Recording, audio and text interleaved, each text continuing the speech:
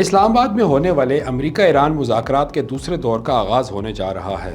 ہم نے دیکھا کہ حکومت تو اس وقت بہت زیادہ سرگرم ہے، لیکن حکمراں اتحاد میں شامل پیپلز پارٹی اور دیگر سیاسی جماعتیں زیادہ سرگرم نظر نہیں آ رہی۔ وی نیوز نے پیپلز پارٹی رہنما اور تجزیہ کاروں سے رابطہ کیا اور یہ جاننے کی کوشش کی کہ پیپلز پارٹی کیوں آگے نظر نہیں آ رہی۔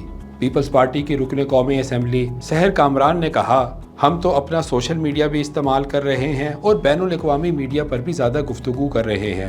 پاکستان کا میڈیا اگر آپ دیکھیں تو وہ صرف تجزیہ کاروں کو رابطہ کرتا ہے اور تجزیہ کاروں سے ان کی رائے لیتا ہے، جبکہ پیپلز پارٹی کے رہنما الجزیرہ، BBC اور دیگر چینلز پر آپ کو نظر آئیں گے۔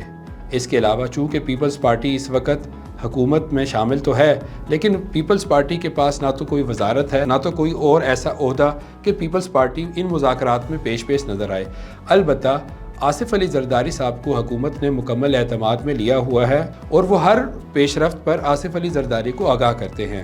سینئر تجزیہ کار زیغم خان نے کہا کہ اگر دیکھا جائے تو پیپلز پارٹی تو حکومت میں شامل ہی نہیں ہے۔